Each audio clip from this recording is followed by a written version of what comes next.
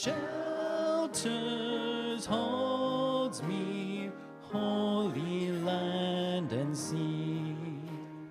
Holy, holy, holy, holy life inside me, long ago begotten in primeval oceans deep, long and green leaf breathing, hard and bright wing beating, knowing, seeing, holy life in me.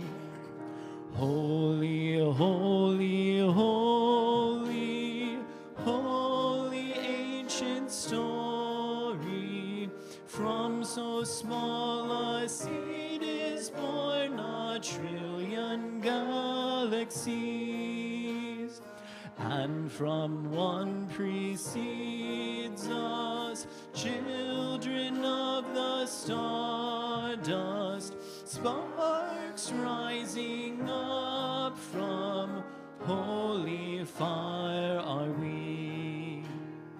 Holy, holy, holy, source of endless beauty, lifting up our grateful hearts, we sing our song to thee.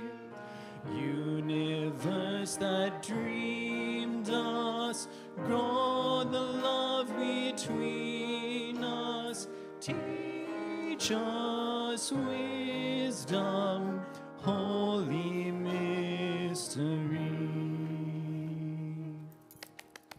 Nicely done. Nicely done.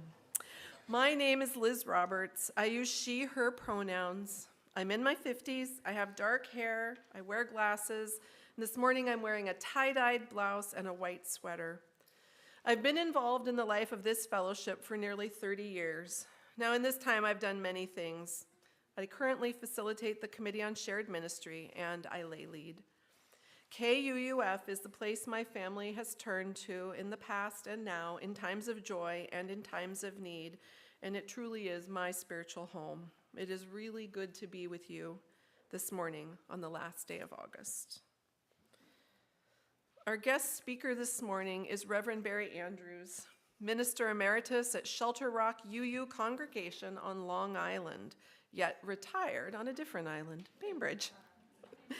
He's authored several books on Transcendentalism. He speaks here occasionally. Welcome back, Reverend Barry. If you're visiting this morning, please participate as you feel comfortable. If you're here in person, we have fidget toys and we have a rocking chair if you have wiggles or sensory needs. And we also have assistive listening systems available. If you need one of our ushers can connect you with that. You're also invited to stay and meet people during our after-service potluck today. If today's your first day, you chose a great day to come. Many members of our congregation attend online, and if you're visiting online today, please feel free to introduce yourself in the chat.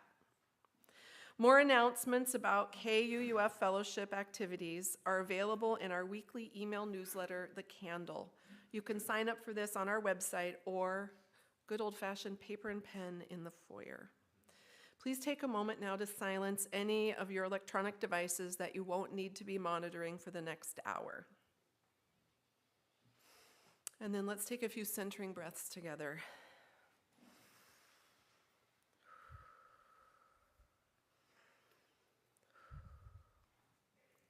This morning we acknowledge that the land on which we gather is the Aboriginal territory of the Suquamish people. Expert fishermen, canoe builders, and basket weavers, the Suquamish live in harmony with the lands and waterways along Washington's central Salish Sea, as they have for thousands of years. It's here that the Suquamish live and protect the land and waters of their ancestors for future generations, as promised by the Point Elliott Treaty of 1855. Reverend Barry?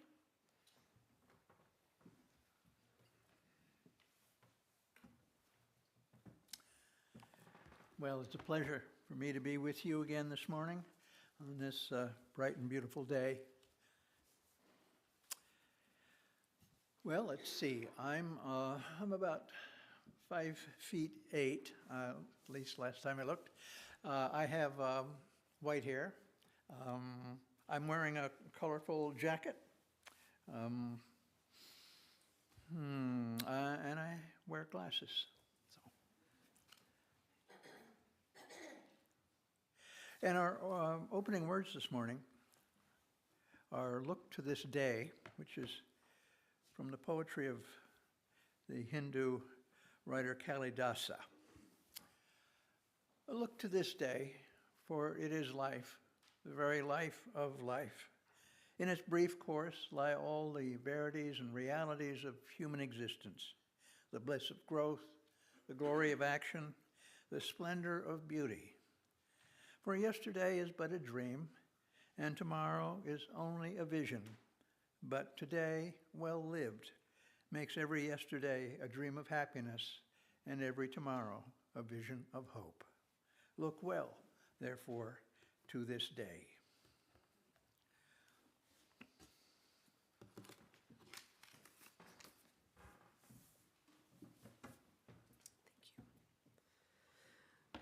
We welcome one of our newest KUUF members, Joshua Sellers, to come forward to light our chalice.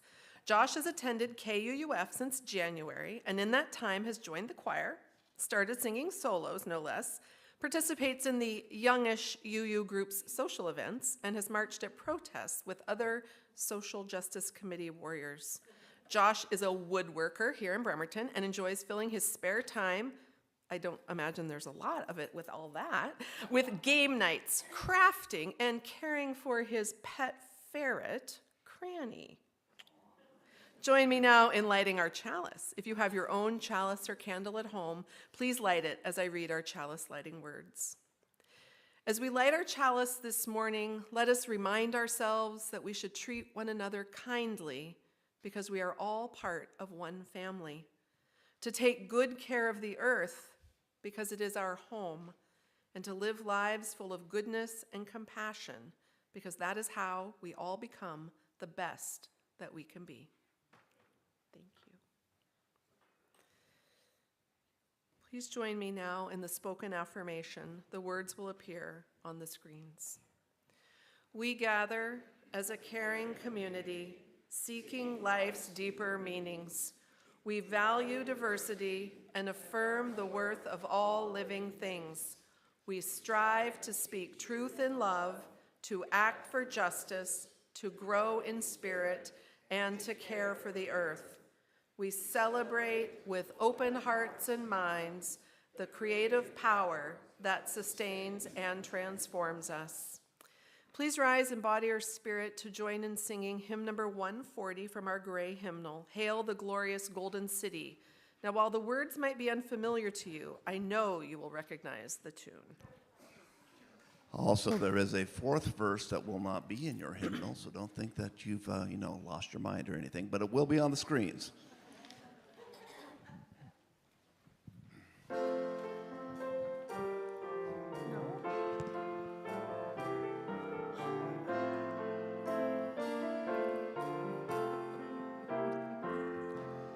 Hail the glorious golden city, pictures by the seers of old. Everlasting light shines o'er it, wondrous things of it are told. Wise and righteous men and women dwell within its gleaming wall. Wrong is banished from its borders, justice supreme o'er all. We are builders of that city, all our joys and all our groans. Help to rear its shining ramparts all our lives are building stones, whether humble or exalt, all are called to task divine. All must aid alike to carry forth one with sublime design. And the work that we have builded oft with bleeding hands and tears, oft in error, oft in anguish, will not perish with our years. It will live and shine transfigured in the final reign of right. It will pass into the splendors of the city of the light. In that city music spills from concert rooms both large and small, workshops full of varied artists yield treasures for our halls. Scientists explore with wonder nature's mysteries profound. Justice reigns, but so does laughter through the city joys abound. So apparently I fibbed to you. It's all right. That's what we are. We're flexible. I'm going to introduce this.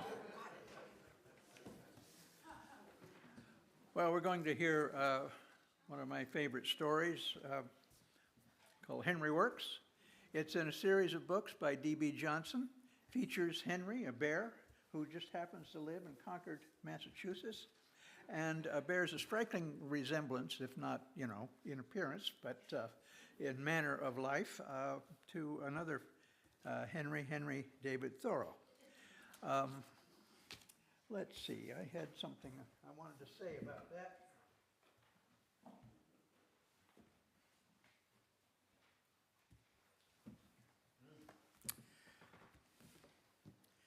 Well, Henry liked to spend half of each day, if possible, walking in the woods around his native Concord.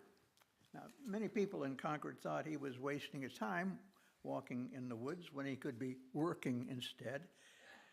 They couldn't see the real work he was doing, which was writing.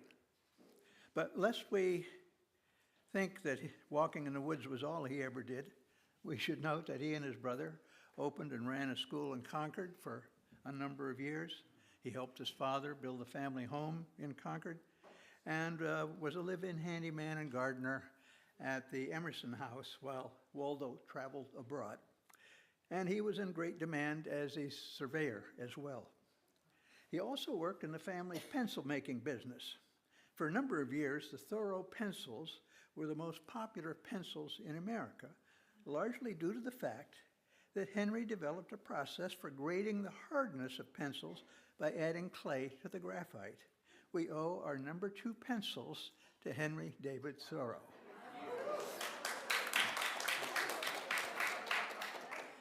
But of course, his most important work was writing, Walden especially, but also other books and essays, and a journal amounting to over 2 million words describing his observations of nature and the art of living.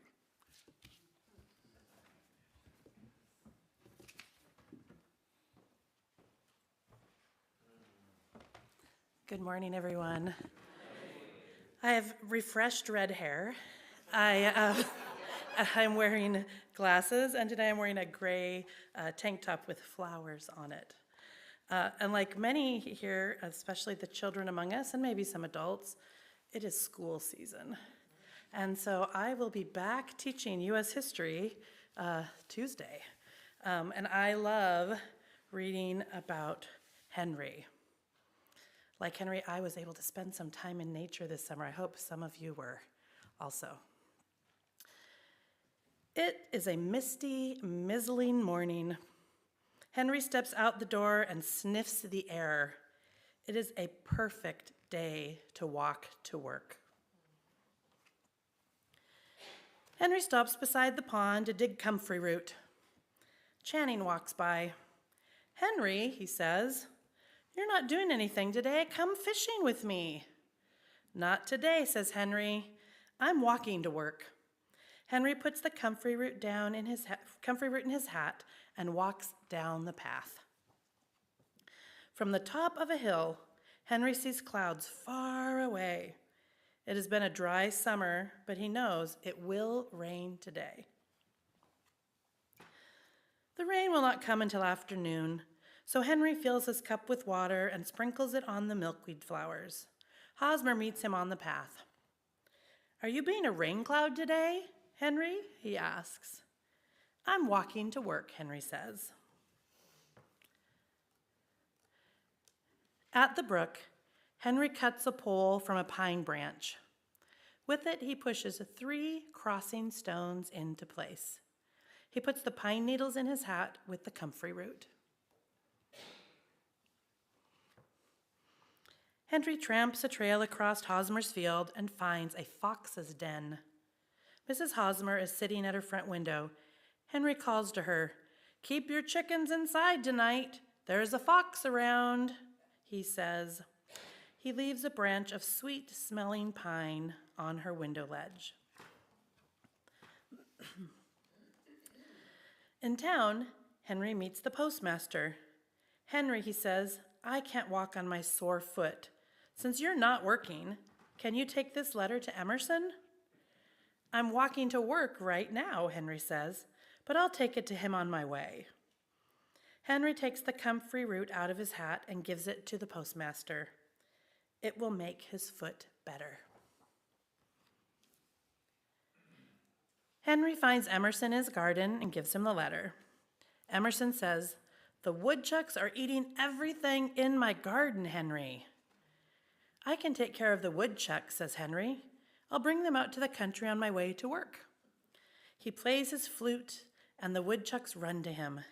He tucks one in each pocket and walks off through the woods. In Alcott's field, where Henry sets the woodchucks free, he finds a patch of wild strawberries. He digs up some of the plants and puts them in his hat. Mrs. Alcott is hanging shirts to dry in the yard. "You'll have to bring in those shirts soon," Henry tells her. "It's going to rain in an hour." Henry walks along the road to Hawthorne's house. Inside the fence, the garden is growing wild with grapes and raspberries. Henry takes the strawberry plants out of his hat and finds a perfect place for them in Mrs. Hawthorne's garden. It starts to rain. Henry walks in the mill brook, measuring the shallow water as he goes. Soon he meets old Flint sitting on the bank. "Are you taking a bath, Henry?" asks Flint. "No," says Henry. "I'm just walking to work." Henry climbs out of the brook and into the middle of a big huckleberry bush. He crawls under it to cut away the tangles and picks berries until his pockets are full. Henry marks a path from the road to the huckleberry bush. As Henry walks down the path to his cabin, he meets Channing, carrying his fishing pole. He shows Henry the fish he has caught. "Did you go to work, Henry?" he asks. "I'm just getting to work now," says Henry. "What is your work?" Channing asks. "It's writing," says Henry. "I'm writing a book." Henry turns towards his cabin. All day he has taken care of things in the woods and in town. Now he is back where he started. Inside, he lights a fire. He hangs up his hat and coat. Then Henry sits at his desk to begin his work. "Today," he writes, "I took a walk in the woods."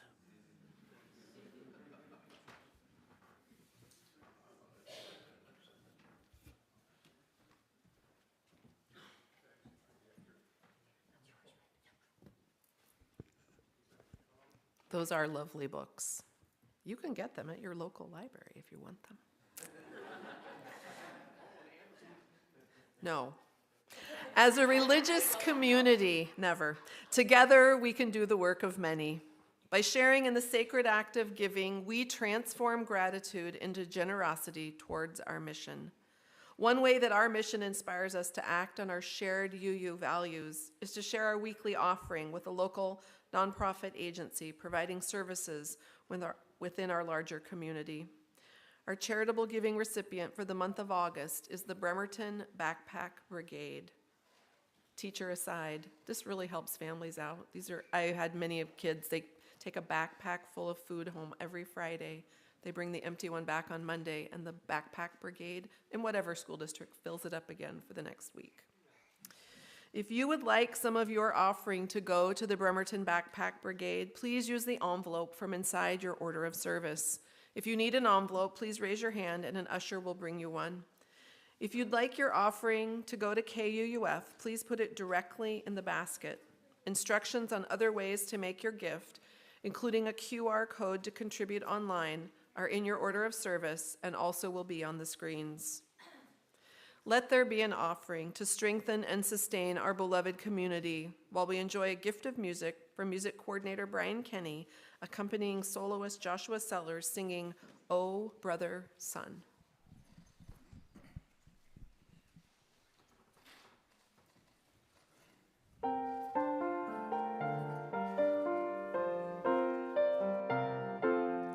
Oh, brother, son, you bring us light, all shining round in fiery might. Oh, sister moon, you heal and bless, your beauty shines with tenderness. Oh, brother wind, you sweep the hills, your mighty breath both freshens and fills. Oh, sister water, you cleanse and flow through rivers and streams in ice and snow.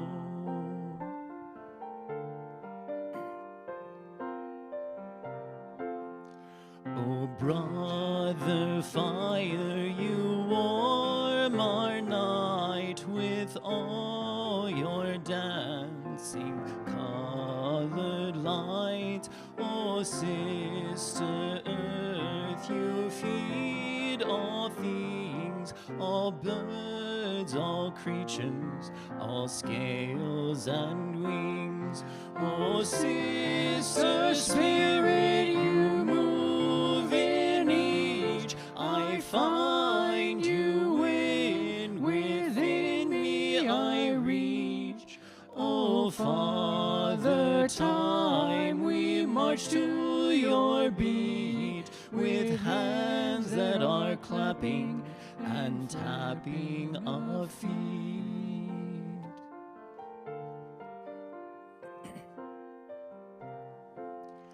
Oh, inner child, I hold you close, shielding you from both monsters and ghosts. Oh, highest self, to you I aspire. You light my path with wondrous fire. Oh, sister death, you meet us here and take us to our God so near. O God of life, we give you praise for all your creatures, for all your ways. O sister death, you meet us here and take us to our God so near. O God of life, we give you praise for all your creatures, for all your ways.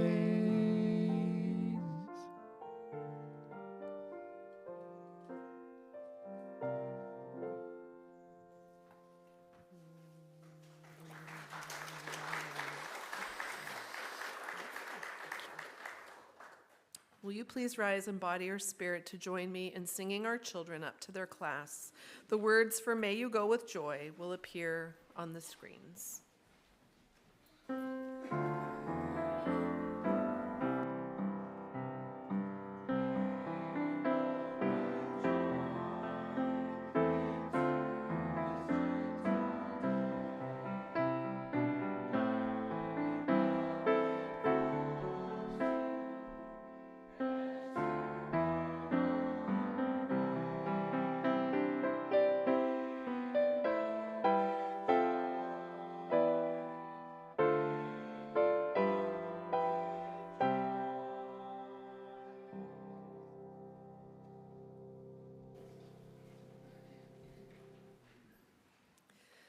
Now is the time for our joys and sorrows.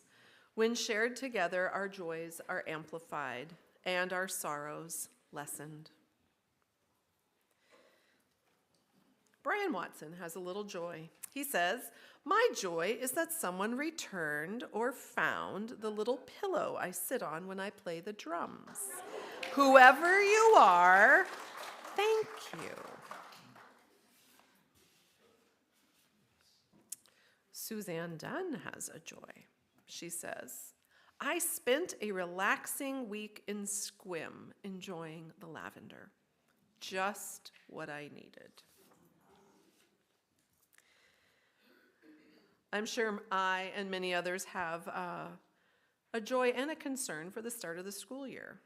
As the school year begins for many students, teachers, and families, we share our sincere hope for a positive one, filled with friends, good lessons, great books, safety, and love.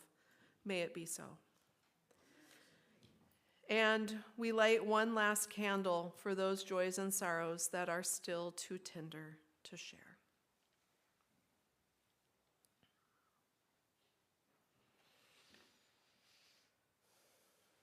Please join me in a moment of prayer or intention. Let us join our hearts and minds in the quiet of meditation and prayer with these words by Eric Walker Wickstrom.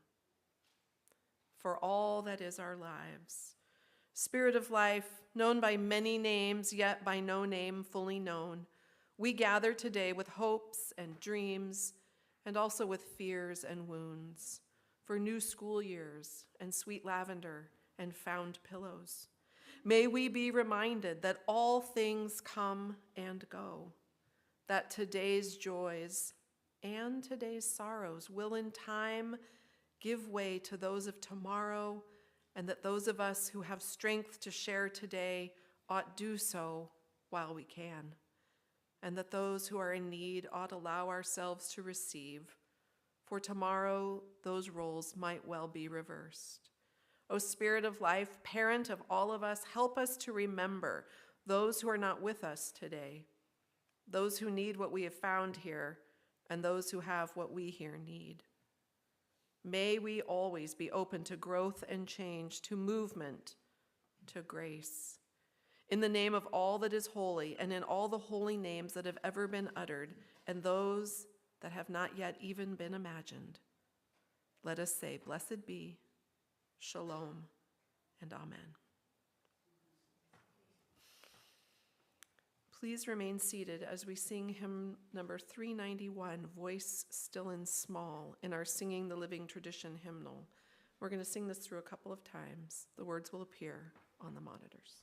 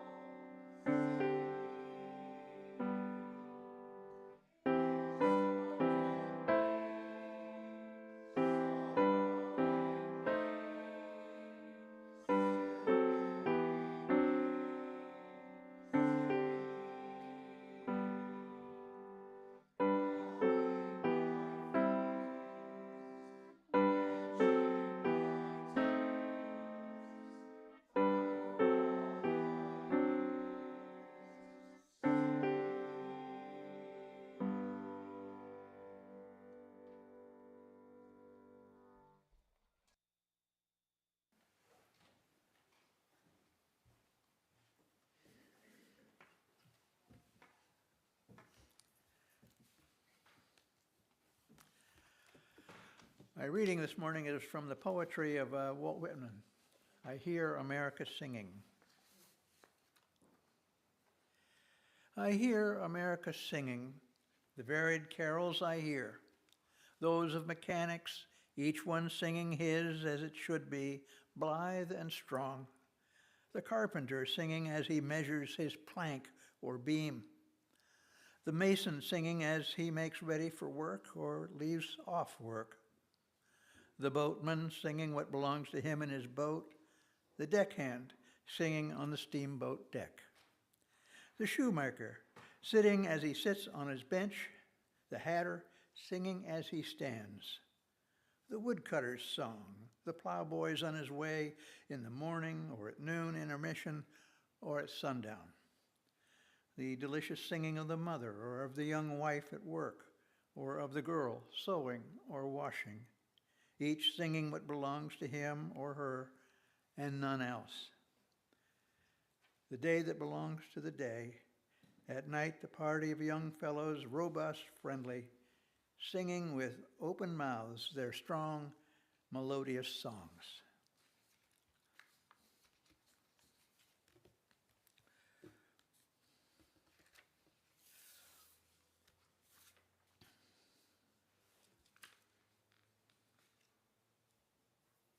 Now join in a moment of silent reflection, followed by our post-reflection music, prelude in F sharp major by Frederick Chopin, played eloquently by Brian Kenny.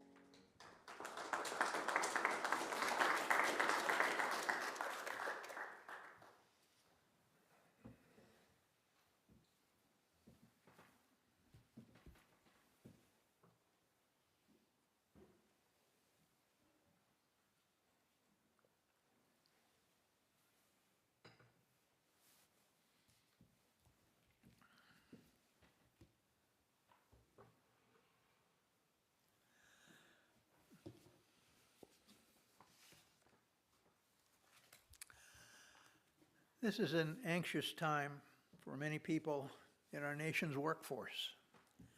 Widespread unemployment affects not only individuals and their families, but also cities, states, and the country as a whole. There's a growing uncertainty stirred by the mass firing of government workers, an economy threatened by the impact of tariffs, and the prospect of mass layoffs in the tech sector as robots and artificial intelligence displace human workers. Few people today can count on steady employment over the course of their careers, and many of those who are employed struggle to provide food and shelter for them and their families. What we do for a living has a great deal to do with who we think we are, with our sense of identity and self-worth as a person. Freud famously said there are two major areas of life: love and work. Both are fraught with problems, great and small. Both are essential to human life and happiness. As we head toward Labor Day, I'd like to reflect this morning on work, and in particular, the spirituality of work. For many people, this might seem like a contradiction in terms, that work and spirituality occupy different realms. Our culture is virtually predicated on observing a day of worship that is separated from the typical work week. And many people seem to feel that they need to work in order to have the leisure to engage in spiritual pursuits, whether we're talking about meditation, backpacking, or writing poetry. I'm sure this is especially true of people for whom their work is drudgery. But there are traditions other than ours that view work, even menial labor, to be a form of spirituality. Take Hinduism, for instance. There are four major kinds of yoga, or spiritual discipline. The yoga commonly practiced in this country is but one of these. As I understand it, the idea is that there is a form of yoga that is especially suited to each individual. This varies according to one's station and stage of life. The one that is most commonly practiced in India is itself karma yoga, the yoga of work. According to Hinduism, we don't work merely to survive, to put food on the table. Work has or should have a spiritual dimension. One doesn't need to join an ashram to find God. You can find God in the world of everyday affairs, in the workplace, as readily as in a temple. Devote yourself to your work in such a way that will bring you satisfaction, not just monetary reward. When it is done in the proper spirit, without attachment to the ego and selfish aims, work can bring us toward God. Now, none of this would have meant much to my father. He was not a very spiritual person by anyone's measure. He was a blue-collar worker, a carpenter by trade. I never knew him to go to church or say a prayer. Although he would have been puzzled to hear me say so, I believe that in performing his work, he demonstrated some important virtues or spiritual principles that took me a long time to fully appreciate. For many years, I felt that I didn't have much in common with my father. He had only an 8th grade education. I have a couple of graduate degrees. He worked primarily with his hands. I worked mostly with my head. When I was young, the last thing I wanted to do was follow in my father's footsteps. It's not that I didn't approve of his profession. I just felt that being a carpenter wasn't for me. It was hard work. It didn't pay very well. And judging from the few times he paid me to help him on the job, I wasn't very good at it. It wasn't until my wife Linda and I bought our first house in Spokane that my father and I got closer together. He came over to help me remodel the kitchen and work on several other projects. He showed me how to use his table saw and lent me his tools. He went with me to the hardware store and the lumber yard. I developed a new appreciation for his skills as a carpenter, and I came to realize that I had learned some important life lessons from him as a craftsman. Many people disparage or fail to recognize the value of skilled labor. The trades are difficult to begin with, and they take a long time to learn. Typically, one starts out as an apprentice and eventually becomes a journeyman, as did my father. For a carpenter, it means working out of doors in every kind of weather and in a dangerous environment too. On one occasion, my father broke an ankle and was out of work for several months. Another time, a piece of wood jammed as he was running it through the table saw, and he lost a finger to the blade. Many of his friends had similar experiences. It's no wonder then that most people today avoid this kind of work, preferring, as I did, to use their minds rather than their hands. And yet it seems to me that the virtues associated with skilled manual labor, and this applies not only to carpenters but also to electricians, mechanics, plumbers, and many others, they are virtues essential to the cultivation of the soul. It took me a long time to realize this, and these virtues do not readily transfer from one type of work to another. Some kinds of labor, I fear, are inherently more alienating than others. But I value these virtues, and I've tried to cultivate them myself in my own way. I think the first virtue of craftsmanship is a sense of agency that it instills. The primary satisfaction of such work is intrinsic, the desire to do something well. My father was proud of his work and cherished it even when the quality of his work was not readily apparent to others. Most doors that are installed today in homes today are pre-hung, but my father hung all of his by hand. It is difficult to appreciate how tricky it is to hang a door, but my father could hang quite a few of them in a day's time. There's a feeling of satisfaction that comes from doing a job well. For those of us who deal in abstractions or whose work consists of piecemeal parts of a nebulous whole, there is something reassuring about working with the T-square, the level, and the plumb line. Your criteria are objective and concrete. You know your job is finished when it is done right. The special appeal of the trades is that they rely on an exercise of one's judgment and skill, and therefore the craftsman is not alienated from his labor in the way so many people are today. All of us can benefit from having a sense of agency in every part of our lives, and not just in relation to the work that we do. Otherwise, we are passive participants just along for the ride, nor are we happy with the work that we do. Aristotle defined happiness as eudaimonia, which means flourishing. It is hard to imagine that we can flourish as human beings without a sense of agency. Closely related to the virtue of agency is the virtue of self-reliance. The skilled worker is not a law unto him or herself. The work is done in service to a particular end, whether it be the construction of a cabinet or the repair of a machine. But craftsmen know that they have the tools they need and the skills to use them.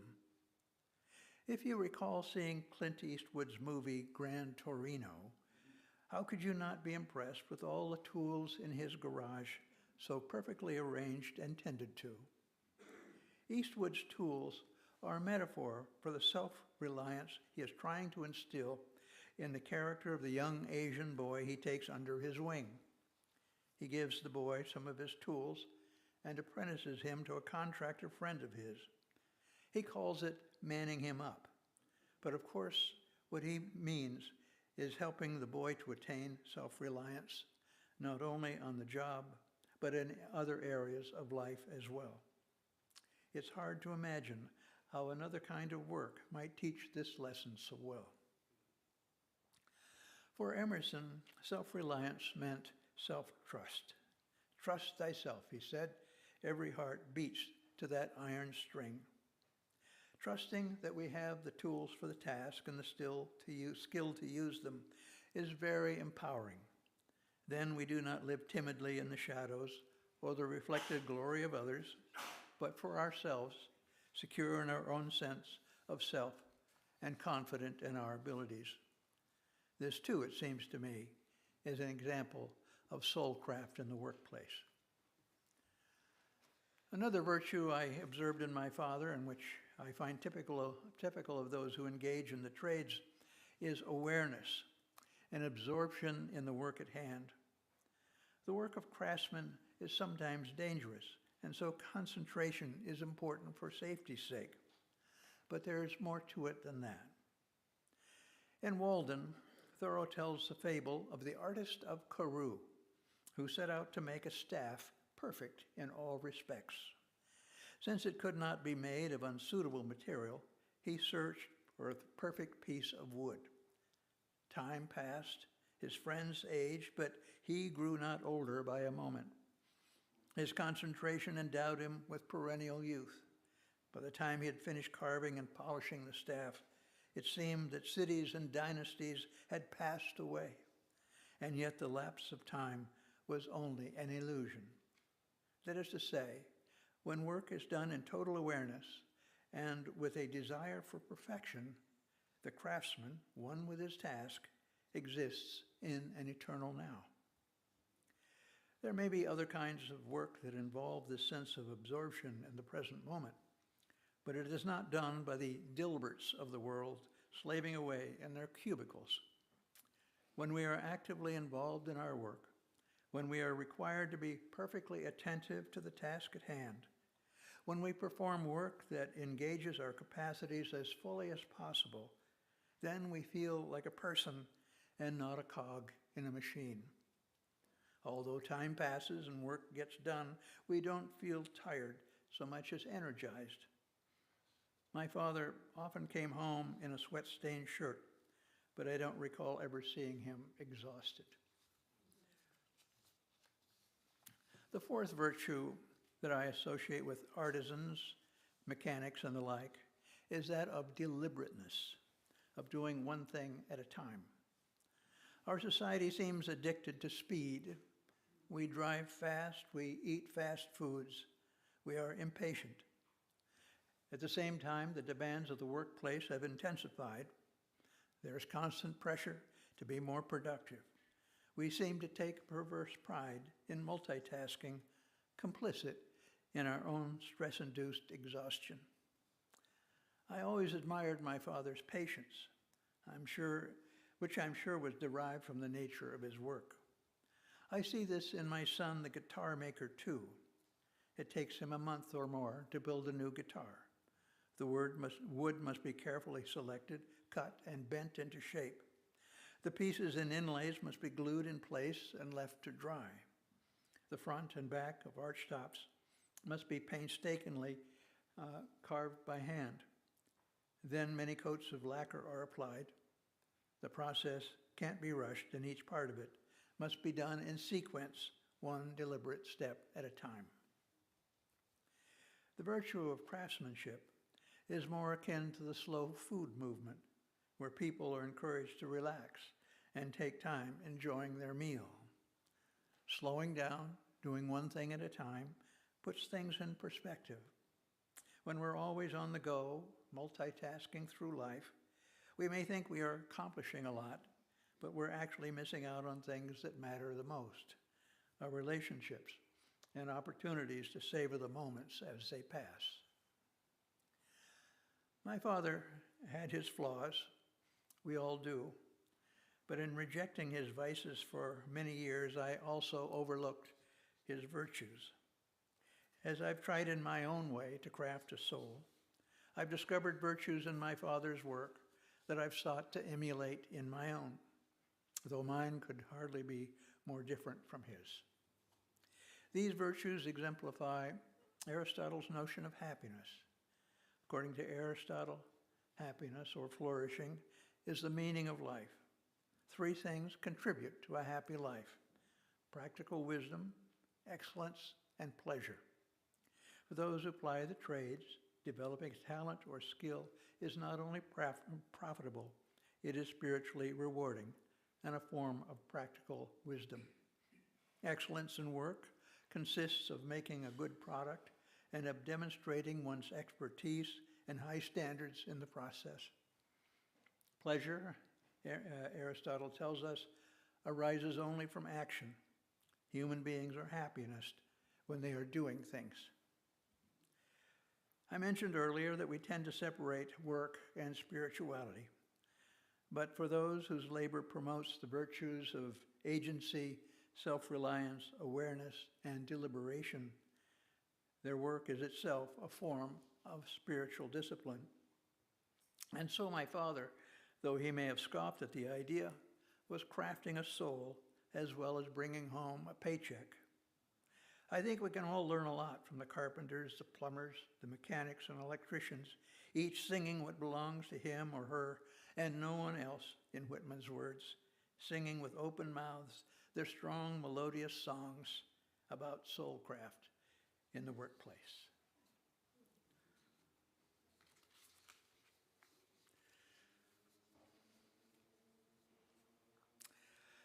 Now I invite you to rise in body or spirit to sing our closing hymn, For All That Is Our Life, number 128 in the gray hymnal.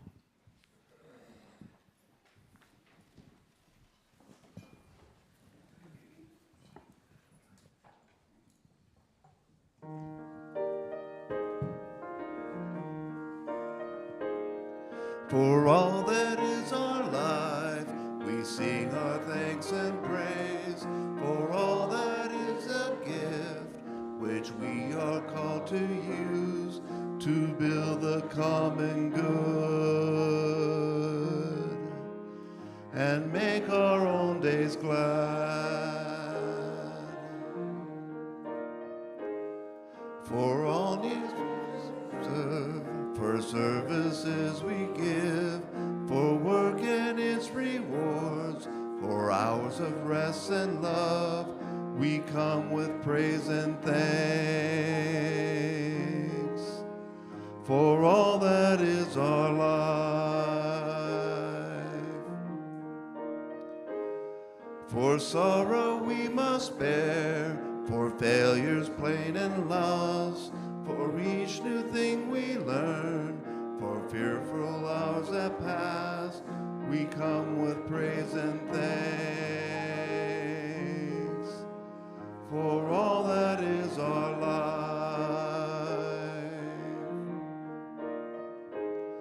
For all that is our life, we sing our thanks and praise. For all life is a gift, which we are called to use to build the common good and make our own days glad.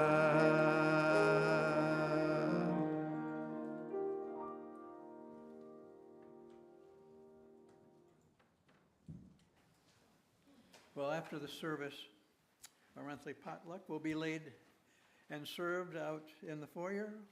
All are welcome to participate, even without bringing anything. Please enjoy the opportunities to spend time with our friends and fellow congregants. And there will be tables and chairs set up and for you to enjoy yourselves and your food. I'd like to close the service and extinguish our chalice with these words, these provocative words from Walt Whitman. This is what you shall do. Love the earth and sun and the animals, despise riches, give alms to everyone that asks, stand up for the stupid and crazy, devote your income and labor to others, hate tyrants, argue not concerning God, have patience and indulgence toward the people, take off your hat to nothing known or unknown, or to any man or number of men, Go freely with powerful, uneducated persons and with the young and with the mothers of families. Read these leaves in the open air every season of every year of your life. Re-examine all you've been told at school or church or in any book. Dismiss whatever insults your own soul, and your very flesh shall become a great poem and have the richest fluency, not only in its words, but in the silent lines of its lips and face, and between the lashes of your eyes, and in every motion and joint of your body. So may it be.